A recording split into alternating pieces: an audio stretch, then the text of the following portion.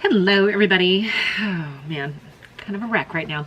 Hi, how are you guys? Welcome. Welcome to the craziness that is the tsunami life. That is not my real last name. It's just more of a description of what life can be like. Life can be super crazy and hectic. And one of the things that I look forward to in a normal, regular, crazy work week is getting a chance to go out with my husband. We try to make an effort, no matter what, to connect either Friday, Saturday night, sometimes both, and just sort of decompress and shelve the week and focus on each other. And I think that is so important. So I thought I would do another little, I don't know, date night, old-fashioned get ready with me. I've got the majority of, like, most of what I'm gonna probably do. I'm probably doctored up a little bit here. But I slapped on some makeup. I'm like, oh, since I'm gonna do eyeshadow, let's bring you guys along for the ride. So I'm actually gonna use the Nomad Haunted Europe Intense Eyeshadow Palette, Nomad Cosmetics. This is one of those indie brands that I knew little or nothing about. And then, super cute little postcard that they put in here. It says, to Shelly, handwritten out on here. Thank you so much for your order. We hope you'll enjoy your new Nomad goodies. Enjoy. Thanks so much. Enjoy your palettes. Felicia and Artie, I think is who it is. Anyway, cute little postcard. And I got 2 palettes in my order with them. I got that one, and then I also picked up the Berlin Underground palette. I don't think this one yeah, this one doesn't have a postcard, but this is the one I'm not going to use tonight. Don't know why. It's actually completely appropriate. Moody and interesting and fun, and a gloomy rainbow palette. Moody rainbow palette? I don't know. But the one that I really am excited to use, I'm excited to use both of them. But this is the one, this is the Haunted Europe palette. No, I don't know if I've mentioned it too much, but I love Europe. You guys have heard that before because I've talked about it. But we have a thing about staying in haunted hotels. So like anywhere we go, we always look to see if there's, sorry, I don't really do turtlenecks very well. We always look to see if there's a haunted hotel or a haunted castle, something that, anyway. So this is what the palette looks like. This is the Haunted Europe palette by Nomad Cosmetics. I mean, it's gorgeous. So it looks like it's got 18 shades. They're all really beautifully embossed. Every single one of them has something on it. Looks like gravestones, there's castles, there's caskets, bats, spider webs, just all kinds of really interesting haunted iconography. No, I don't know what I'm saying. Iconic haunted symbols. Now, I'm wearing this orange sweater right now. I'm gonna take it off because I'm not gonna wear this out tonight. I'm not sure if it influenced my interest at all, but I did pick up this little Fenty set. This is the peach, I think it says peach face. Resting peach face is what it's called. So it's a resting peach face. It's a cream blush. I have a couple other, like I love the, what is it, Petal Pushin'? Anyway, that's the cream blush. It's surprisingly wearable. Really like it. And then this is the lip gloss. I put it on with a little bit of the Morphe Sweet Tea lip liner, just kind of to sort of ground the outside of it. I like it. We're gonna have to see what the rest of it looks like, and then of course I have to change my clothes because I can't wear this to date night. Anyway, let's do a look with this. Are we gonna do a date night look, right? And because I don't know what I'm wearing yet, we're gonna do a look, and then I'm gonna go figure out what to wear. All right, I'm gonna start with a shadow in here, and then I'm gonna talk to you guys because I'm just gonna start with this.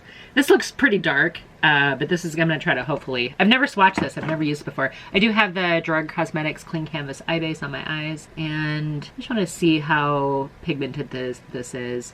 Okay, this is just barely getting that shade on, and it is pigmented. So I'm gonna buff and just make it just subtle, or at least as subtle as I can. There's not too many light shades in here, honestly. There's some shimmers. How many do we have here? We have 1, 2, 3, 4, 6, 7, 8, 9. Looks like 9 metallics, and the rest are mattes of various intensities. And there's like a tan color, this sort of tan color here, and then there's this sort of dark taupe color. So I'm doing the dark taupe color, but a little bit and then distributing in it seems to share it out pretty well. So yay. I'm already starting to feel better. Having just that eye base on is driving me crazy because I don't need any help having smaller eyes than I already have. Smaller, hooded, mature, close set eyes. You know, all those things that we try to, you know, change about ourselves without actually changing it.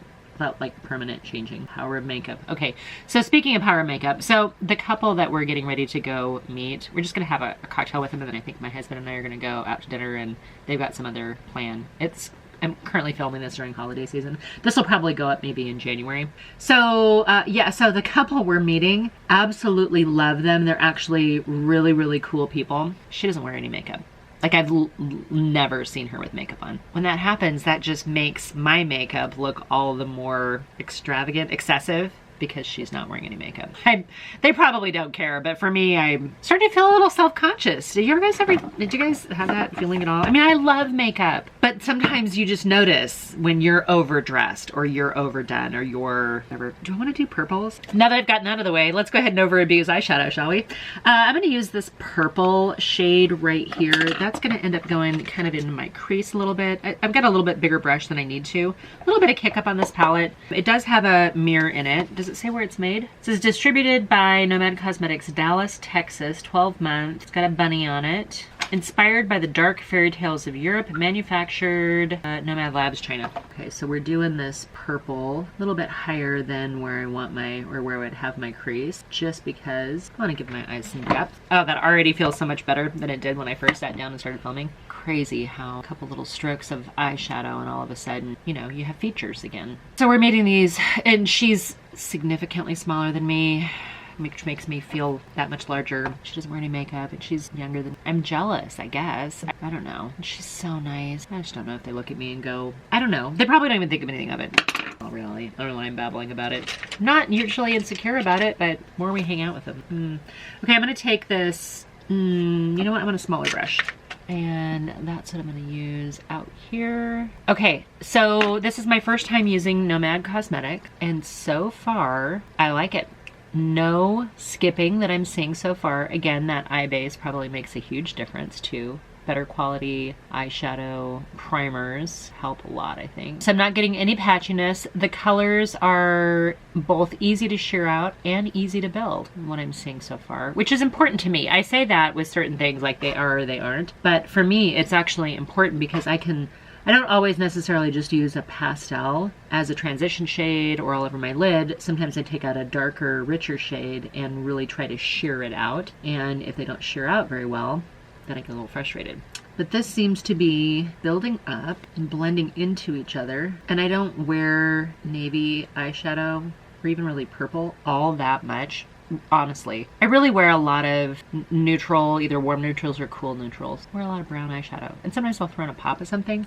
Today I did wear something obviously more warm because I was wearing a sweater. I don't get an opportunity to wear too much navy and purple. So tonight's the night. Tonight's the night to try to wear some navy and purple here. Try to bring this up a little bit. I'm gonna go back into that purple just a little bit and extend that out. Wow, okay, so the taupe, the purple, and the navy are playing nicely with each other. I gotta take off this stupid turtleneck and pull it over my head. That might not go over very well. We're gonna take this shade right here. I haven't been reading off the names. Can I see them? One of them says Ghostwriter, I can't see what it says. They have like almost like a gold writing on a marbled background, and the marbling kind of... Okay, so the first one was Ghostwriter. The second one I think says Brom Castle. The third one, the blue, is Black Forest. And now I'm gonna try to go into... I think this is called Krampus. Purple right here. I'm gonna pick it up with my finger. Ooh, that's pretty. I think when I find a technique that I can do and that works on my eye shape, I stick to it. So, sorry I don't really change it up so much. I always kind of do roughly the same technique.